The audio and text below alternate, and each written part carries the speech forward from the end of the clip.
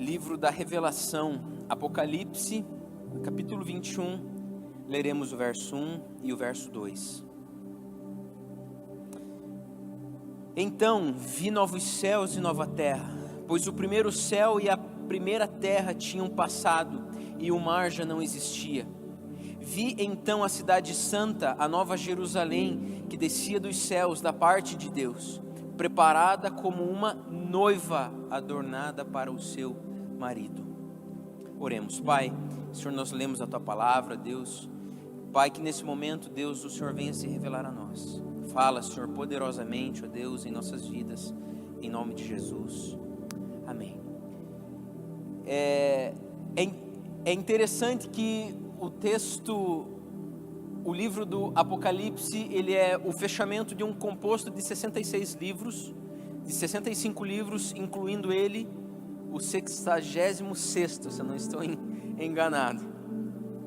E esse livro, ele foi confiado a um homem chamado João, que exilado na ilha de Patmos, ele recebe não apenas uma visão, mas uma revelação das coisas que estavam por vir. E na semana retrasada, eu estava compartilhando com alguém alguns mistérios da palavra de Deus, e observando que João, ele foi alguém muito próximo de Jesus, ele partilhou de momentos de intimidade, ele foi aquele que esteve mais perto emocionalmente de Jesus. Eu acredito que Deus, ele não ia confiar um livro tão importante a simplesmente, não que os outros não tenham o seu valor, mas eu acredito que ele confiou um dos livros mais importantes, que traziam uma mensagem tão importante, que era a mensagem das coisas que estavam por vir, a alguém que ele confiava de sobremaneira. O livro do Apocalipse não foi escrito simplesmente, mas ele foi revelado a alguém de extrema confiança, ou seja, Jesus sabia que se ele revelasse aquilo a João, João não adulteraria, ele não tiraria e não colocaria coisas que fugissem da verdadeira revelação. João, ele foi alguém da extrema confiança de Jesus, e Jesus, ele sempre cita, a Bíblia sempre cita passagens aonde estão ali Pedro, Tiago e João, mas aos pés da cruz, no momento ali aonde Jesus está sendo dizimado, só existia talvez 2 ou 3 pessoas que estavam ali incansavelmente torcendo para que Jesus saísse daquela cruz de alguma forma, que era Maria, a sua mãe, provavelmente Maria de Magdala, Maria Madalena, e João, a ponto que Jesus chama a Maria e fala à mulher: eis aí o teu filho, e chama João e fala: filho, eis aí a sua mãe. João esteve presente em quase todos os momentos, e não apenas presente, mas ele estava muito próximo de Jesus. E aqui nós já temos uma grande revelação, que é o que? As coisas mais poderosas, as coisas mais grandiosas que o Senhor nos revela, são para aqueles que caminham em profundidade com Ele. Se você for observar, todos tiveram uma relevância sobrenatural, mas a importância que João tem ao escrever o livro da Revelação, o torna alguém da extrema confiança do Senhor. Irmãos, é impossível Deus confiar coisas grandes a nós, se nós não andamos em intimidade com Ele. Deus não confia coisas às pessoas a quem tem um nível de relacionamento superficial. Deus não confia coisas a alguém que tem um relacionamento raso. Mas Deus, as maiores revelações das palavras, dos contextos, das parábolas, foram para aqueles que tinham sede de relacionamento com Ele. Interessante que durante essa semana eu tive bastante dificuldade de preparar essa mensagem, porque são tantas coisas que nesse tempo a gente tem estudado, tem lido, e muitas vezes a gente vem no afã de querer falar aquilo que a gente quer, mas a partir do momento que nós subimos aqui, Deus ele faz algo, é impossível nós adulterarmos a mensagem que chega até você, pois o compromisso dele é com você e não com esse microfone. As coisas que Deus tem reservado estão passando por mim, estão me edificando, mas ela é para você assim como ela é para mim. Então Deus ele não confia mistérios a quem se preocupa com coisas terrenas. Deus não confia grandes revelações àqueles que estão ocupados. A Bíblia diz inúmeras vezes sobre a diferença daquele que serve e daquele que não serve.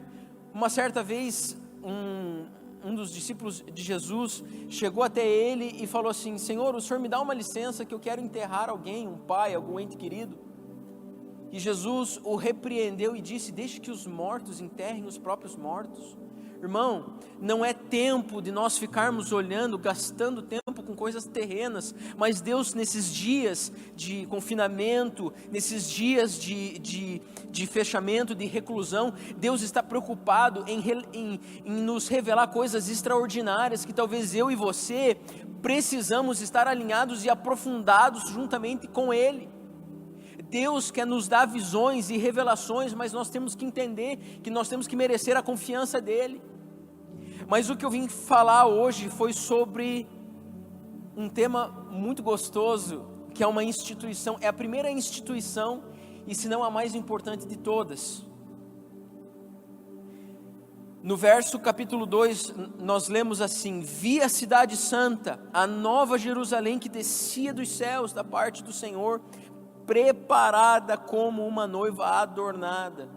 O que eu gostaria de falar nessa noite é sobre o casamento. Eu vou gastar uns 10 minutos falando sobre a noção de casamento que nós, homens temos, homens, mulheres temos, para depois falar um pouco sobre aquilo que a Bíblia traz. Mas eu não sei você, mas hoje casar se tornou uma verdadeira indústria. Eu aconselho alguns casais, nós observamos que muitas vezes o próprio casamento, ele é mais importante que a casa que você mora, que eles vão morar. Eles se preocupam muito com a festa, com os detalhes, eles estão ali, a noiva ansiosa, escolhendo o seu vestido, o noivo muito preocupado se ele vai ter dinheiro para festa, para comida, para bebida. Eles estão preocupados em receber ali os seus convidados, e eles investem tanto tempo naquele ato que ele não dura muito. Uma cerimônia ela deve durar no máximo 1h30, 1 hora, às vezes 2 horas, mas é um mix de sentimento, é uma concentração muito grande para 2 horas ali aonde eles vão celebrar o início de uma vida. Hoje em dia, se casar se tornou uma verdadeira indústria e uma máquina de fazer recurso. Eu já fiz casamentos de cifras que eu me assustei. Eu cheguei lá, eu vi tudo assim, músicos, uma chácara com uma estrutura extraordinária, as roupas, os convidados tinham que vestir uma cor, as damas de uma outra cor, os padrinhos, o evento em si, a estrutura de som e de luz, uma coisa extraordinária, e muitos casam e financiam essa festa até para depois do seu casamento. Eles contraem uma dívida muito grande, ficam pagando, e parece que é uma bola de neve, que você assim, tudo tem que ser do melhor, e o noivo e a noiva ficam preocupados com o grande dia. Eles sonham durante muito tempo, eles gastam tempo sonhando, planejando, eles investem tempo ali com a costureira, com tantos outros ali, com a filmagem, com as fotos, a fim de que naquele dia, aquele grande evento, ele seja perfeito, ele seja inesquecível. E eu não sei, você que é homem, que me assiste hoje, mas nós homens, nós somos mais relapsos em relação a isso. Nós não temos, talvez por ser homem, particularmente, eu confesso que no dia do meu casamento com a minha esposa, para mim flor é flor, decoração é um item que, mas nós somos homens, nós estamos apenas preocupados em receber bem os nossos entes queridos, pais, tios, primos, amigos, e nós estamos muito preocupados em saber se a nossa esposa, nossa futura esposa, está satisfeita, está contente. E eu lembro que no meu caso, a minha esposa morava longe, e nós resolvemos tudo muito rápido, e eu mandava foto para ela, e ela concordava, e ela discordava, e nós vivemos esses dias muito preocupados e ansiosos com o dia em que nós iríamos nos tornar uma só carne. Eu lembro que no dia do nosso casamento, até na previsão do tempo, 3 meses, 4 meses, a gente entra e fica ansioso, será que vai chover? Será que vai dar sol? E nós queremos controlar até mesmo o tempo, a chuva, o vento. E eu lembro que no dia do meu casamento, nós chegamos na chácara e de manhã estava um céu azul, e depois do almoço aquele céu foi indo embora, e foi sendo um teste de fé para mim, porque eu ia casar num lugar aberto assim, e tinha um plano B, mas que não era o que a minha esposa queria. E eu lembro que na saída da minha casa,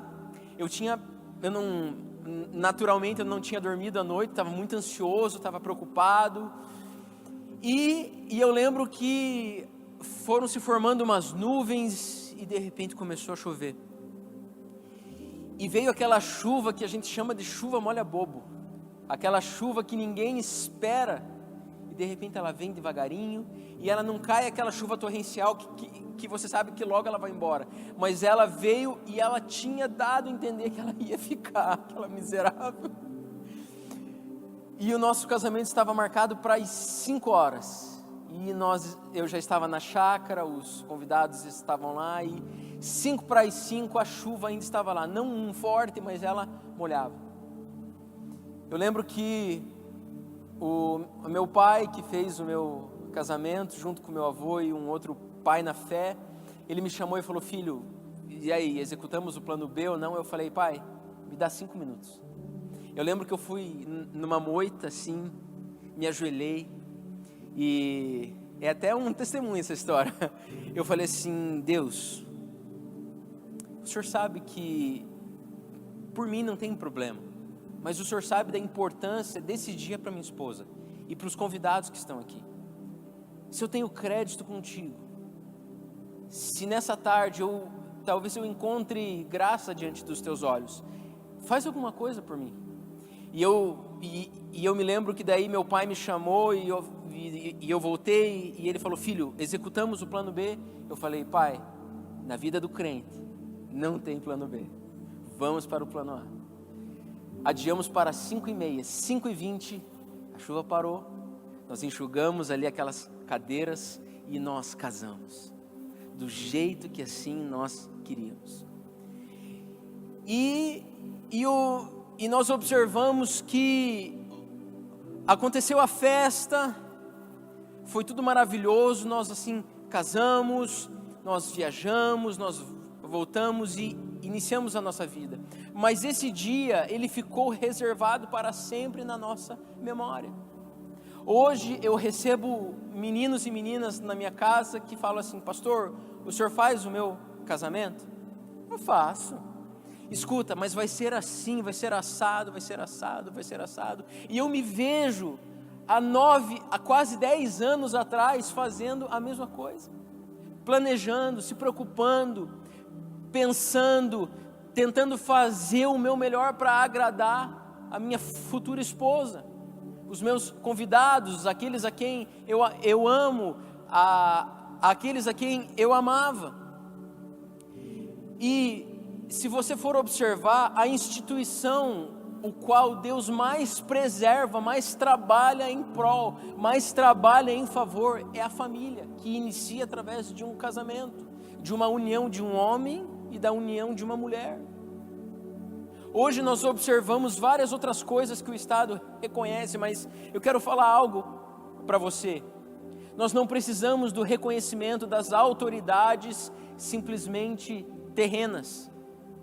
Existem níveis de reconhecimentos que só vêm de Deus. E o casamento, o verdadeiro casamento, ele é entre homem e entre mulher. Hoje nós vemos algumas coisas que talvez você esteja até sendo confrontado, mas eu quero te falar algo. O evangelho, ele é confrontador.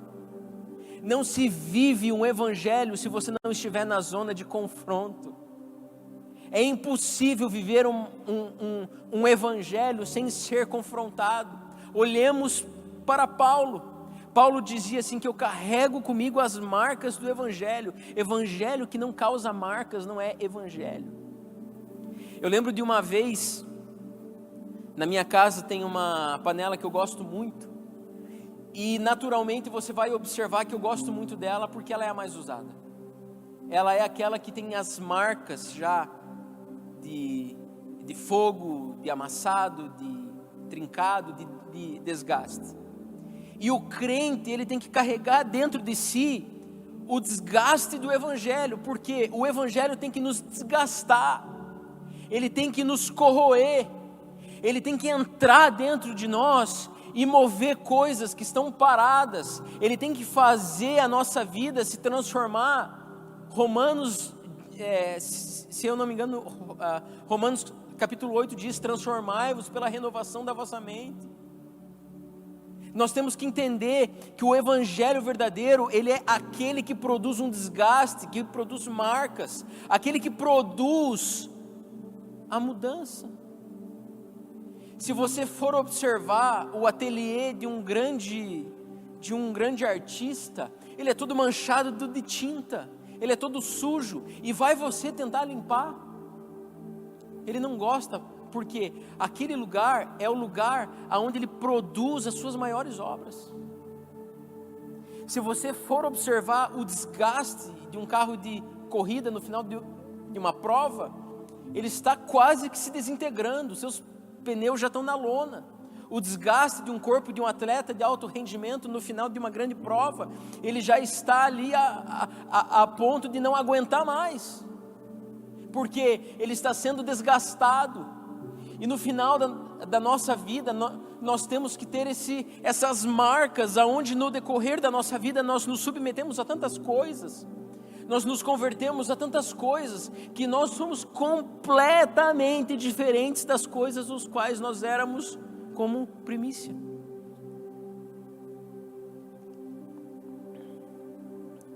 Eu não sei se você já ouviu isso, mas tanta gente que você ouve falar e você percebe, puxa, mas essa pessoa, depois que ela se converteu, ela mudou tanto.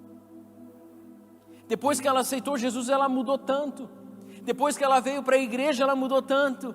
Depois que ela chegou aos pés de Jesus, parece que ela mudou tanto, e glória a Deus. Tem um amigo meu que ele fala assim, que nós estamos matriculados na eterna escola da fé. Ninguém é inteligente o suficiente a fim de que esteja pronto. Sempre existe algo que você pode fazer a fim de que você venha aprender. O que eu quero dizer? Que o casamento é uma instituição divina reconhecida por Deus. E na Bíblia nós identificamos várias referências sobre o matrimônio, sobre o casamento. Por exemplo, dentro dos evangelhos, a parábola das 10 virgens, aonde existiam 10 virgens que estavam ali à espera do noivo, ansiosas a fim de que o noivo passasse e escolhesse aquele ou aquela a quem ele tomaria. Nós observamos que o primeiro milagre de Jesus foi nas bodas de Caná da Galileia, aonde ele, numa festa, eles descobrem ali que o vinho estava no final. E de repente o vinho, que é um sinônimo de alegria, que representa gozo, que representava alegria, ele está acabando. E os anfitriões desesperados, puxa, mas o que a gente vai fazer? não dá tempo de comprar mais, de trazer mais, de produzir mais. Mas eles lembram que Jesus estava naquele lugar. Existem muitas séries e filmes que mostram isso, mas eu gosto de imaginar um verdadeiro alvoroço. Você já foi numa festa onde alguma coisa não deu certo? Gente, é um alvoroço terrível, é um espírito de morte, é um espírito de tristeza. Parece que você olha e fala, mas meu Deus, será que eles não pensaram nisso? Será que eles não imaginaram nisso? Eu fico imaginando que na verdade, aquele casamento estava fadado a já iniciar numa briga matrimonial. Talvez a noiva chegar no noivo e falar, ei, isso aí é culpa tua, rapaz. Você começou com o pé esquerdo. Você imagina a angústia daquele noivo, dele chegar e ele começar a reparar que os garçons estavam servindo, ao invés de um copo completo, estavam servindo meio copo para economizar. Imagine você, o sentimento daquele noivo, o que ele não deve ter pensado. Gente, quando nós estamos sobre o pânico, nós não pensamos direito. Quando nós estamos sofrendo de pânico, existem vários casos que mostram que quando nós estamos sobre o efeito do pânico, as nossas coordenações, elas são impedidas de funcionar perfeitamente. Nós simplesmente pensamos de maneira racional, nós pensamos na alternativa que está mais próxima, mas que nem sempre é a melhor. Por exemplo, quando você está com muita pressa e você chega em casa e você perde a chave na sua bolsa, mulher. Ou você, marido, que na pressa de chegar em casa dá uma resbalada no portão da sua casa e você machuca o seu carro. Imagine você, esse noivo que estava angustiado, sabendo que o seu casamento estava prestes a sucumbir no primeiro dia. Os convidados iam falar mal. Todos aqueles a quem ele amava, a quem ele respeitava, a quem ele queria bem, iam ter o insucesso, o desprazer de ver os seus copos vazios, e a alegria daquele casamento ia por água abaixo. Imagine você, que já tem talvez 10, 15, 20 anos de casamento, 30, 40, 50, começar dessa maneira e desse modo. Existem muitos irmãos, muitos casamentos que eles já iniciam sem a presença de Deus. Eles começam de uma forma aonde todos se olham e fazem festa, gastam horrores, financiam isso, financiam aquilo, mas se esquecem do mais importante, que é a glória de Deus. Irmãos, se num casamento falta estrutura, nós vamos em frente. Mas se num casamento falta a presença do Senhor Jesus, nós sucumbimos. Se num casamento, se numa família não tem a presença do Senhor, nós sucumbimos. Não existe instituição, não existe casamento perfeito, o que não quer dizer que é perfeito sem brigas, não, sem derrotas, não. Um casamento perfeito é aquele que é instituído pelo Senhor. Casamento perfeito é aquele que é reconhecido pelo Senhor. O casamento perfeito é entre homem e mulher, reconhecido por um ministro do Evangelho e que cultiva as práticas do Senhor. Imagine você que agora esse noivo estava quase tendo aí a sua sentença de derrota declarada e aparece ele.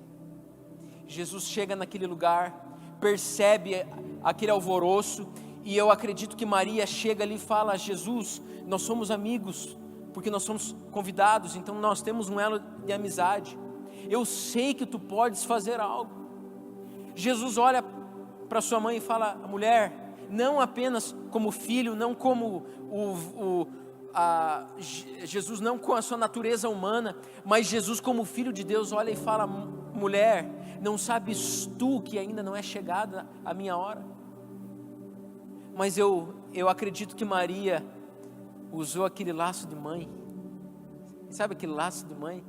Fala assim: filho, eu sei quem tu és, mas mesmo assim, da mesma forma que eu orei naquele dia no meu casamento, que eu falei: pai, se eu tenho crédito contigo, se talvez eu tenha alguma misericórdia que o Senhor ainda me reserva, o Senhor faz isso por mim.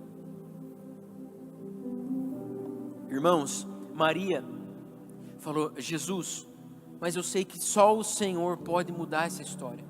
E Jesus assim o faz. Irmãos, o que eu gostaria de falar nessa noite não é sobre o casamento físico. Tenho certeza que você que não casou ainda, vai chegar o teu dia. Não se preocupe. Talvez ele demore, mas ele vai chegar. E você que já chegou, eu não quero falar hoje sobre um casamento físico, mas eu gostaria de falar sobre algo que está reservado a nós como igreja. Esse verso que nós lemos, ele fala sobre o fechamento após a vinda de Jesus, as duas vindas, o milênio, tantas coisas. João agora via aquilo que eu e você um dia teremos contato. Eu quero crer que você vai estar lá, porque eu vou estar lá. João, Deus abriu os seus olhos e lhe permitiu um vislumbre das coisas que estavam por vir. Deus permitiu que João visse algo que eu e você talvez jamais veremos no mundo físico. Mas Jesus abriu os olhos espirituais e revelou a João o que talvez nenhum escritor, o que talvez Rebecca Brown não viu, o que talvez Whitefield não viu, o que Calvino não viu, mas João viu parte do reino de Deus. E João estava descrevendo essas coisas com uma clareza tão grande que era impossível ser mentira. João começou a declarar coisas com detalhes, com tantas coisas, aonde talvez se ele fosse retratar isso numa pintura ou num livro, talvez seria a obra mais cara do mundo. João, ele descreve no livro da Revelação as coisas de uma maneira tão exata que talvez se Steven Spielberg fosse produzir um dos seus maiores filmes, ele não conseguiria remeter tanta clareza, pois, diferente de fruto da imaginação, o fruto do Espírito ele é concreto.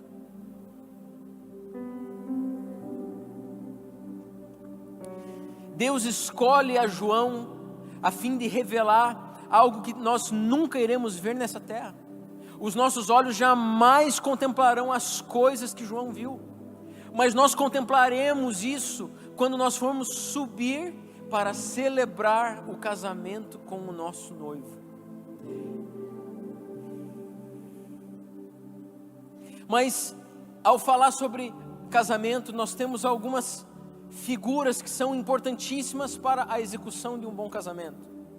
O primeiro deles são os convidados, aqueles que vão assistir, aqueles que vão servir de testemunha sobre aquela aliança que aquele noivo e aquela noiva estão jurando, estão prometendo. Eles fazem juras ali de amor, seus votos ali de amor, e todos que estão ali, os convidados, na verdade, eles são testemunhas presentes do ato que aquele casal está tendo, para que lá na frente eles não digam assim: olha, eu não casei com ela. Não, todos que estão ali estão participando e sendo testemunhas daquilo que está acontecendo. Então os convidados são uma parte fundamental. Uma outra parte fundamental é o celebrante, é aquele que executa aquele matrimônio, pastor que chega ali e abençoa, e libera uma palavra de bênção, e profere palavras de aliança sobre aquele casal. Mas existem duas peças que tornam o casamento uma união, uma festa, um momento importantíssimo, e sem esses dois elementos seria impossível, que é o noivo e é a noiva. O noivo, na Bíblia, ele é representado na pessoa do nosso Salvador, do nosso Senhor. O noivo, ele é representado através da figura de Jesus, do Filho de Deus. O noivo é aquele que está à disposição, que está organizando, que está planejando, que está gastando, que está investindo. O noivo é aquele que está adornando aquela festa. O noivo é o que prepara, é o que paga, é o que financia. O preço que Jesus pagou na cruz foi a maior prova de casamento entre Jesus e a humanidade. O preço do sangue da cruz de Cristo é a maior prova de casamento da história da humanidade. Se você acha que talvez o seu vestido que um dia você mandou fazer, ou você alugou, ele foi caro, o sangue de Jesus é o verdadeiro casamento perfeito. Jesus, ele financiou a maior festa de todos os tempos. Essa festa já está paga. Essa festa não foi simplesmente financiada em 24, em 36, em 48, não. Ela foi paga à vista. Essa festa, ela já foi paga, ela já foi planejada, a sua decoração já está montada, o seu local já está determinado, o seu destino já está pronto, o noivo já está pronto. Mas e a noiva? O papel da noiva é somente estar pronta. Você que me assiste hoje, você é a igreja de Cristo nessa terra. Você é a igreja de Cristo nessa terra. Você, como igreja, é chamada a ser a noiva do Cordeiro. Jesus não apenas comprou a sua vida, não apenas remiu a sua vida, Jesus não apenas salvou a sua vida. Jesus não te transformou de criatura para filho à toa, mas Jesus, ele te comprou a fim de você ser propriedade dele. Você não pertence a esse mundo, meu amigo, minha amiga. Você não pertence a esse governo. Eu quero te falar uma coisa: você não pertence a essa nação, você não pertence a esse mundo. Você é uma alma e um espírito que está sobre o corpo, mas você é cidadão celestial. Você é obra do Criador, você foi comprado, você foi lavado pelo sangue de Jesus e você é propriedade dele. A Bíblia nos credencia a sermos a imagem e semelhança. Somos filhos, somos criatura, mas somos principalmente nessa noite propriedade dele. Nós somos a noiva do noivo. E você sabe qual que é o teu trabalho nessa noite? Como noiva de Cristo, o teu trabalho nessa noite é você estar pronto. Talvez seja uma comparação meio tola, mas eu gostaria de falar. O que a noiva faz no dia do seu casamento? A única preocupação da noiva é estar pronta. Ela não se preocupa com a música, ela não se preocupa com a decoração, ela não se preocupa com a noite de núpcias, ela não se preocupa com nada. Ela só se preocupa com as coisas de estar pronta. O seu cabelo, a sua maquiagem, o seu vestido, o seu véu. Ela não se preocupa com a festa, ela não se preocupa com nada, ela só tem que estar pronta. Agora imagine você, o momento que aquela noiva sai do salão, ela para a rua, todo mundo olhando para ela e sabendo que ela vai casar, e sabendo que ela vai encontrar o seu noivo, e sabendo que a partir daquele dia ela não será uma só carne, mas ela será a esposa do esposo, ela será a noiva do noivo, ela será aquela a qual terá o seu nome mudado, a sua identidade mudada, pois agora ela tem um dono, ela pertence ao seu noivo, ao seu marido. E nesse grande dia, a única coisa que a noiva precisa estar é pronta. Ela não tem que se preocupar com pagar nada, ela não tem que se preocupar em chegar cedo, ela só tem que estar lá pronta. Aleluia, Jesus. Eu não sei se você enxerga isso, mas eu preciso te falar isso. O mundo, ele está sendo preparado, as pessoas estão sendo preparadas para uma mudança sobrenatural. As coisas estão sendo mudadas, as coisas vão mudar, as coisas não vão ser mais as mesmas, pois o nosso casamento está chegando, meu irmão. O nosso casamento está chegando, o nosso noivo está organizando tudo. Jesus já veio uma vez, já nos deixou a sua palavra, já nos estabeleceu alguns princípios, algumas determinações. Ele já nos orientou a fim de como nós deveríamos proceder. Agora Ele já pagou a festa. Eu não sei se você consegue ver isso, mas o noivo já veio, nós já namoramos, nós já noivamos, nós estamos entrelaçados, nós temos um relacionamento com Ele. A festa do casamento já foi paga através do sangue do noivo. Ele pagou à vista, já está quitada. Irmão, se Ele já veio, se nós já estamos aí em um relacionamento, se nós já estamos sendo, se fomos comprados, se já foi tudo pago, o que falta? Não falta mais nada. Não falta mais nada.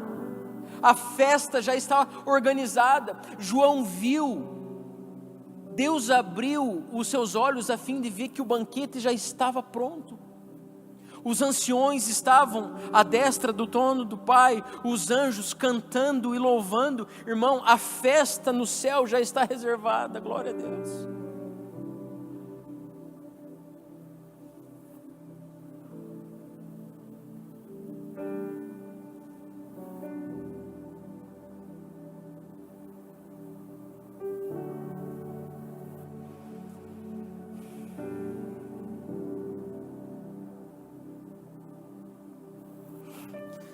A festa já está paga, a mesa está pronta, os convidados, os anciões, os anjos, os 4 seres estão lá, e o noivo só está na expectativa de olhar para o pai e falar: filho, vai. Eu não sei qual é a tua expectativa nessa noite, mas você está em um relacionamento. Agora, o que eu quero te perguntar nessa noite: será que você está pronto? Será que você, como noiva de Cristo, está pronta? Será que você que já está sobre um relacionamento, que já foi comprado, que já está decretado sobre a tua vida, será que você está pronto? Será que o seu véu já está pronto? Será que a sua roupa já está vestida? Será que você já está pronta para receber o seu noivo? Nós estamos hoje com muitas igrejas aí fechadas, e tem muita gente que acha que talvez isso é uma ação do homem, mas eu quero te falar algo: nem um fio de cabelo cai se não for do propósito do Senhor. Deus está dando sinais de que o nosso casamento vai acontecer.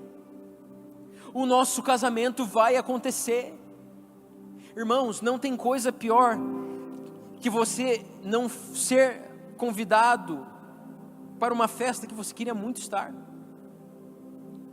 Não tem coisa pior que você olhar para muitos que vocês gostam, que você gosta, e você não ser convidado e participar de algo que você queria estar dentro. Eu quero te falar nessa noite que o Senhor está voltando. Jesus está voltando, e eu quero te perguntar, você como noiva, você está pronto? Existe um cidadão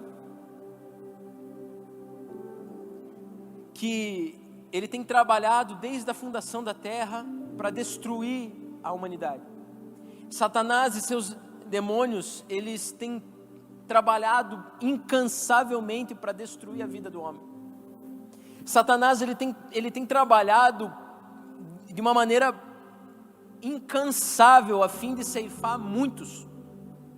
E eu não sei você, mas se tem um cara que trabalha, é o tal do capeta. Como esse cara trabalha? Podem acusar ele de tudo: mentiroso, usurpador, matador, ladrão. Mas se tem uma coisa que não podem acusar o chifrudo lá é de que ele não é trabalhador. Nós nunca vimos um trabalhar tão forte de Satanás na vida daqueles que temem a Deus. Eu não sei se você percebe, mas antigamente nos cultos de libertação, ainda, lógico, existe muito, mas os demônios se manifestavam com mais frequência. Uma vez alguém perguntou para mim assim: escute, Deda, mas o que acontece que hoje nos cultos não tem mais manifestação de demônios? Eu falei: mas quem disse que não tem? A gente não vê, não ouve, não... Aí eu olhei e eu falei: escute, mas Satanás não se manifesta somente dessa forma. Existem outras formas o qual ele se manifesta, e talvez muito piores, pois a demonstração física, ela vem e ela vai. Mas Satanás, ele tem agido dentro da mentalidade de muitos. De muitos. Nós temos observado pessoas com depressão. Irmãos, se você for analisar, a depressão, fisicamente, ela não tem cura. Não é que nem uma dor de estômago que você sentiu de manhã e tomou um comprimido de Buscopan, de diazepam, não sei, e você acorda de manhã e está curado. Não é. A depressão é uma doença que você trabalha constantemente para se ver livre dela, mas você tem que aprender a administrar. A cura para a depressão é somente o Evangelho de Jesus Cristo. A cura para a depressão é somente o Filho de Deus. A cura da depressão não é medicamento, não é pílulas, não é atividade física. A cura para a depressão do homem é a presença do Espírito Santo de Deus. Que me perdoem os psiquiatras, os psicólogos, mas a cura do homem não é um comprimido. A cura do homem não é uma dosagem alta de... Como é que é o nome daquele medicamento de produção? Que cachorro às vezes toma? A Gadernal. Não é. A cura da mente é a renovação que o Evangelho causa, meu irmão. E Satanás, ele tem trabalhado incansavelmente para causar um mal, a fim de que ele já tem causado. Se você for observar, quantos casamentos têm sido frutos do divórcio? Irmão, divórcio não é de Deus, você me perdoa, mas não é. Se você agora que está em casa, pensando em se divorciar desse cidadão aí, ó, você vai ter que aguentar, rapaz, senhora, e senhor também. Se você está decidido, não, amanhã eu vou num cartório, amanhã não dá, porque amanhã é domingo, mas se você está decidido a segunda-feira chegar, eu quero declarar que você não vai fazer isso, porque o teu casamento é instituição do Senhor. A família que Deus te deu é tua, e eu vou te falar, se está ruim, a responsabilidade não é do Senhor, também é sua. Você precisa rever os seus conceitos. Satanás, ele só age aonde ele tem legalidade. A Bíblia fala, a palavra fala que ele está como um leão ao nosso redor, procurando uma brecha, alguém, uma oportunidade a fim de quem ele possa tragar, do que ele possa tragar. Ele só age se ele encontra uma legalidade. Que tipo de legalidade que talvez ele tenha encontrado hoje? Tem várias, tem televisão, tem computador, pornografia, tem celular, tem mentira, tem traição, tem tantas coisas que talvez ele pode encontrar para destruir a tua vida. Irmãos, eu não falo de algo que eu leio, eu falo de algo que eu vivo, que eu vejo. Nós cuidamos de pessoas, aonde existe um divórcio, existe uma legalidade. Sonde a tua vida nessa noite. Sonde o teu coração. Se você tem olhado e tem visto essas coisas, existe uma legalidade que você precisa fechar. Satanás, ele é incansável, ele é imbatível nisso, a fim de destruir um relacionamento, uma vida, um casamento.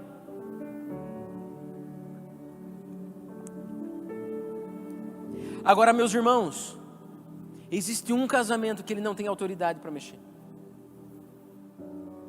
Existe um matrimônio que ele não tem autoridade para mexer, que é no casamento da noiva com o noivo, do Senhor Jesus com a igreja. Esse ele não tem autoridade, esse ele jamais destruirá, porque esse já está escrito. esse já foi determinado, esse já foi comprado, esse já foi escrito, esse já foi sonhado, esse já foi desenhado, esse já foi organizado e esse já foi determinado. Talvez hoje você está olhando e está se encontrando agora na sua casa e está se vendo tão longe disso. Hoje talvez você está olhando para a tua vida e você está se perguntando e se falando, Deda, casamento, noivo, noiva, festa, o que isso tem a ver com a minha vida? Eu quero te falar algo. Talvez você que me assiste hoje, você não é assíduo de uma igreja. Talvez hoje você não é obreiro de uma igreja, talvez hoje você não é membro de uma igreja. Mas eu quero te falar que a igreja que o Senhor Jesus vai vir buscar, a noiva que o Senhor Jesus vai vir buscar, não é essa estrutura, não é uma denominação, não é um grupo de pessoas que se reúnem aos domingos, aos sábados, às quintas, às sextas, não. A igreja que o Senhor vai vir buscar é essa aqui, ó. É essa igreja aqui. É você. Deus não tem compromisso com estrutura física, simplesmente de levar, não. Deus vai levar o nosso corpo e a nossa alma, mas o nosso físico, esse físico que não vale nada, irmão, isso aqui não vale nada. Você que é marombeiro de academia, eu quero te dar uma notícia ruim, cara. Você pode malhar o tanto que você quiser, mas esse corpinho, meu amigo, ele vai ficar. Você, irmã, que se expõe, que se embeleza, às vezes até demais, assim, da conta, nada contra, mas tem irmãs que passam da conta, irmão, teu corpo, irmã, o teu corpo vai ficar, ele não vai subir com você. A Bíblia fala, maldito o homem que confia no homem. Uns confiam em carros, outros em cavalos, outros na força das suas mãos, mas eu confio no Senhor dos Exércitos. Irmãos, existem coisas que nós temos que parar. O compromisso do Senhor é com a igreja que está dentro de nós, que se chama coração. A palavra de Deus diz, guardas o teu coração, pois dele procedem as fontes da vida.